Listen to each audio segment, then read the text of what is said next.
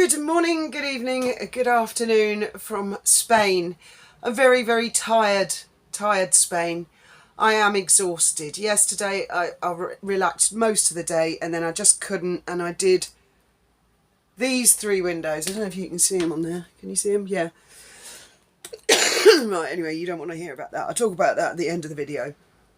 Let's talk about Meghan's downfall. Or rather, maybe not downfall, that's not really the right word, because I think that's yet to come. It's more of a regression. She's regressing. As she loses opportunities, she's going back to what she knows. And the latest is, I'll put a link in the description. Patrick J. Adams, is it, who was her co-star in Suits. Him and another Suits person. I don't know all their names because it was never a show I watched. And Meghan only starred, the episodes were like 50 minutes an hour, but she was only on for like 3-5 minutes. She'd have a couple of lines. That was it. She was a bit part at best.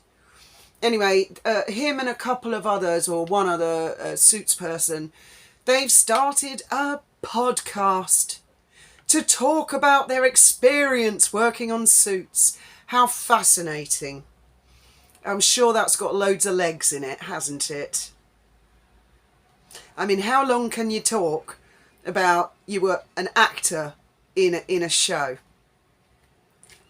The kind of people who are going to watch that are the kind of people who watch the show, so they know what happened.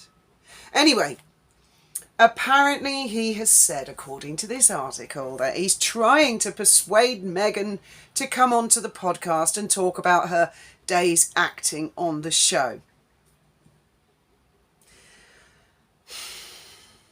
Well, a lot of people a couple of years ago thought she'd go back and relaunch the TIG.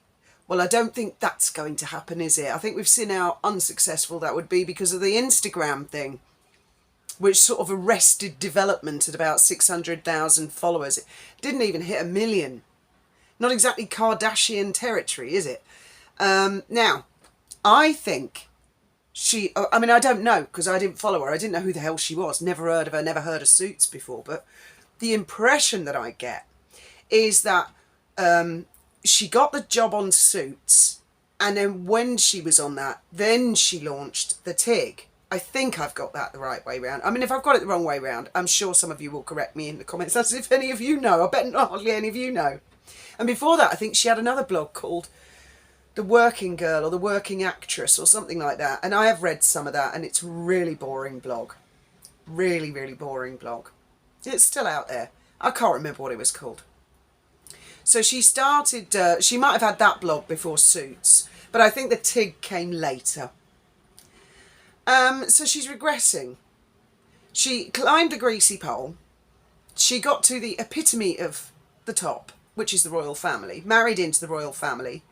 Not much of an achievement. Well, I suppose it is actually, isn't it? Because, you know, there are millions of girls out there. Girls. Of all the girls in the world, Harry had to choose from. Anyway, so she got up to the royal family, most famous family in the world, and I believe was booted out. And then she's been regressing and regressing. And people were like, so you're going to go full circle and have the TIG? No, it's worse than that.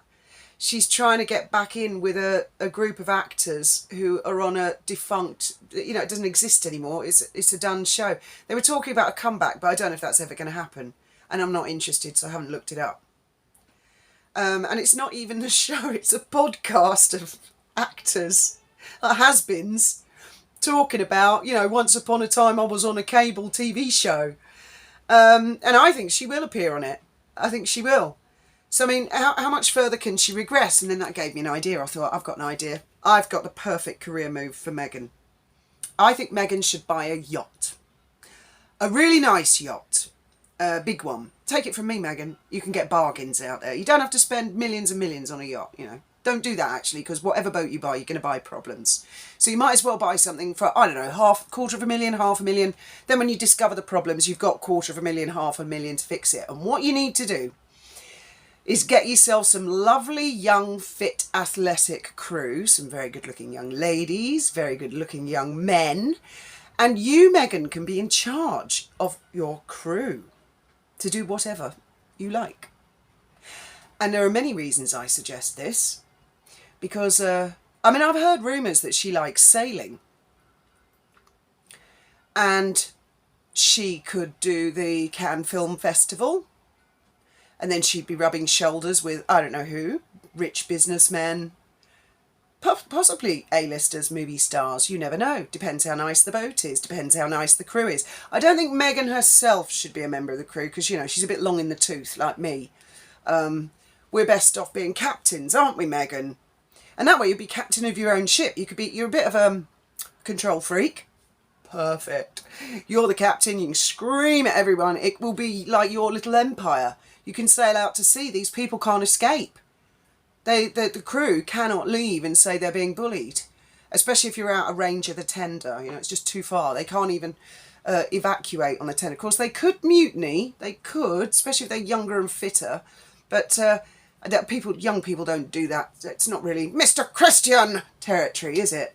And the other benefit is that you really can't go wrong with sailing clothes. So you wouldn't get criticised for your fashion faux pas, like wearing a dress upside down or your bra on the outside of your clothes or your trousers 4 foot too long. You just wear, the standard musto cap, sailing cap. Oh, you like a Panama, don't you? Panama, classic, timeless, never goes out of fashion, always welcome on a yacht. You could wear, just T-shirts. The crew just wear T-shirts. They wear musto jackets and stuff like that. So your fashion sense should be quite safe there. So you could do Cannes, and then you could sail down to Monaco, and you could do the Grand Prix. You could sell tickets, phenomenal price tickets on a yacht, Megan. And for people to drink champagne and watch the car race, or do whatever they want. They might want to do sunbathing. They might want to lay down for a bit. They might want to roast a chicken. You never know. But when you reach your years, Megan, and I'm not suggesting that 41 or 47 or however old you are, I don't care. But it is middle-aged. And it can be undignified for middle-aged ladies like us to be running around and doing what we did when we were younger. Well, I've never worked on a yacht, actually. This is not a yacht. This is a power boat. All the boats I've worked on are power boats. People call them yachts, but they're not. A sailing yacht. And I think you'd love that. And I could see a world of opportunities opening up for you. In fact, I just can't think of anywhere else you can go. Because I think like this, I was thinking like that for a couple of years for Harry. What the hell is he going to do when he inevitably leaves her? Which he will. Everyone was always of the opinion it would be her dumping him because she's a narcissistic control freak. No, I've always known, I've watched the Windsors over the years, and it's always the Windsor that does the dumping, always. I don't think I've ever heard of another way round. I'm thinking for him, he's going to bugger off into the middle of nowhere, whether it's in the UK, Portugal, Africa. That I believe that's what he's going to do, and I think he's probably going to get a camcorder and he's probably going to build a mud hut or some shit in the middle of nowhere, film himself, and then come back and show everybody. I think that's the way forward for his sort of redemption. Not redemption. What's the word? Without him actually having the humiliation of having to say, I messed up. I should have listened to my brother. I should have listened to everybody. This will be another way of him sort of sidestepping that and just moving forward in a different direction with his life. Then I'm thinking, what's old Megsy going to do? Because I can't see her really ending up, laying in the gutter. Penny for the guy, that sort of thing. I just can't see that. So I think buy a yacht. And boats are not as expensive as you think, Megan. Really. You could get a really good bargain. In fact, I was watching that, what's that show called? Below Deck. Oh, we were laughing about that because when I watched Below Deck, they're all like young, good-looking people, aren't they? And they're all having drama about nothing. It always comes to nothing. I've only watched a couple of these episodes, but what I do is I look at the actual boat in the background, and they are very dated, really quite old-fashioned super yachts that they're working on. I'm looking at their windows, going, oh, bloody hell, I bet that leaks. And I'm looking at the decor thinking, good grief, when was that decorated? 1992? or 1987, you know. I'm looking at these, but because I do go on super yachts quite frequently. We know people, so we go visiting. We don't film on there because that's, you know, they've got their security. But super yachts, we go on them and they tend to be fairly new, so they've got really up-to-date decor. And that below deck, the boats they're filming on, are actually quite dated. They're nice. They're nice. I'm sure none of us would knock one back. Well, actually we would, because the moorings would cost a fortune. But then, if any staff were to... Sorry, not staff. Crew. If any other crew were to feel that Meghan was being unfair to them or a bit bossy... Well, they can't escape, can they? And if they did, she's in dock and they escaped. Well, you can get new crew, trust me, Meghan. There's all sorts of young crew out there looking for an opportunity. And I think that would be, you could be the madam of the yacht, couldn't you? When I say madam of the yacht, I don't mean like, goodness me, that's got terrible connotations. I shouldn't have said that. What I mean is a woman in charge of your own destiny. And your own bank account, because it wouldn't hurt the bank account either. Plus, it's a live-in job. So, you know, it's a win-win all round, isn't it?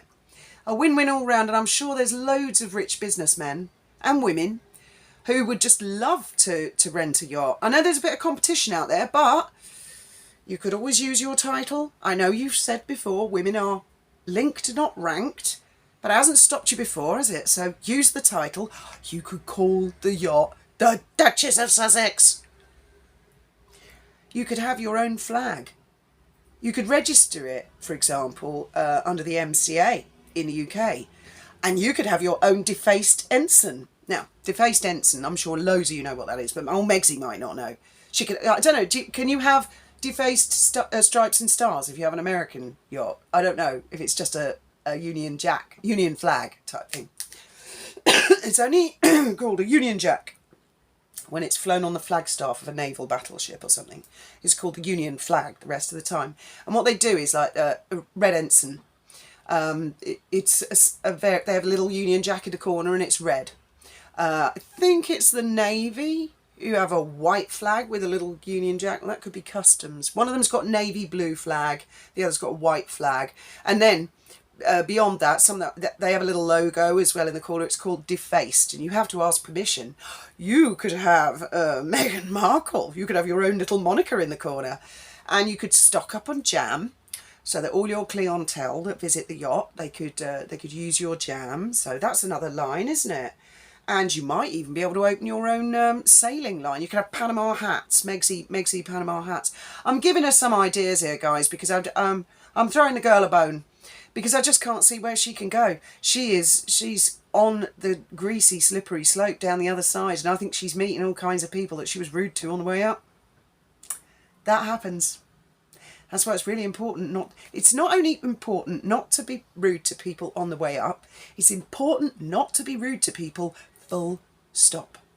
No matter who they are. Really. That's really important. It's important to be polite.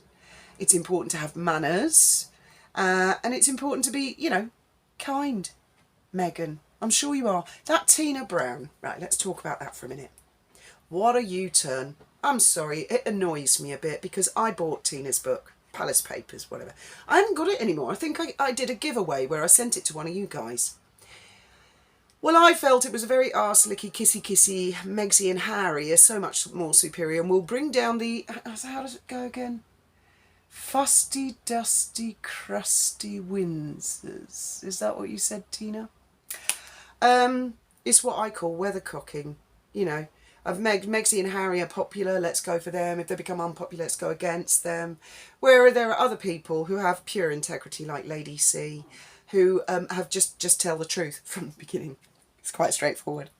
Just put in the book the truth as they have established it, whether it's popular or not. That's called being a historical author. So, I mean, I don't know anything about this Tina Brown. And I'm not sure how pally the late Princess of Diana was, because Diana was nice to lots of people. She was polite to lots of people because she knew if she was rude, that would hit the headlines, Megsy. So, you know, you should have really bought that book, How to Win Friends and Influence People, before you got into the royal family. Because a lot of us who are not in the royal family, well, all of us, because the majority of planet Earth is not in the royal family, we can get away with doing all sorts of things. Good God, can you imagine if I was in the royal family? Oh, newspapers would have a field day, wouldn't they? I'd be going around Buckingham Palace going, look at this shit, it's leaking. It's absolutely buggered. We've got to fix that. And you should see, well, you can imagine, can't you? But once you marry into the Windsors, whole planet's looking, it's like being under a lens. Anyway, so I'm absolutely exhausted, I really am. And it's not really the boat, it's the house, because I've got quick turnover of guests, plus the boat because the rain comes on the 28th of October, which is the day after Graham's birthday. And I really want to get it so it's not leaking, because the new windows, they will still leak, they're not sealed in. I've got to make the side nice before they go in. These three, I was talking to a mate and I said, oh, I'm going to do the front three. And they said, I thought you did the front three. Yeah, I did those front three. Now I've done these front three. This boat, Megan, so bear this in mind, Megan, although if you buy a yacht, you know, sailing yacht, they're little windows. They're called portholes, they're easier to replace. This boat has got 16 windows, 16 big windows, and 14 portholes. And I've done 1, 2, 3, 4, 5, 6, 7, 8, 9. Well, I've sealed 9 out of 16. I've still got the other 1, 2, 3 down here, and then there's 4 up in the wheelhouse. Yeah, I think that's all of it. So the wheelhouse has got 1, 2, 3, 4, 5, 6, 7, 8, 9, 10, 11, 12, 13, 14, 15, 16. Yeah, 16. 16 bloody windows to do. But we're getting there.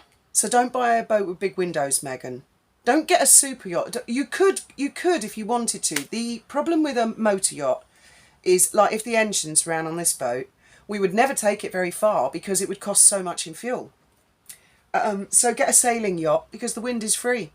And your clients will enjoy sailing, or they can watch the girls sailing, you know, bending over, pulling each, whatever string is what. I don't know nothing about sailing. I'm hopeless. I might do a sailing course one day when I'm older. And then the 14 portholes, good grief, yes, I've got to do them. They are going to do them in the house over the winter. You'll be stunned. I've got a plan. I have another plan. And hopefully that's going to work.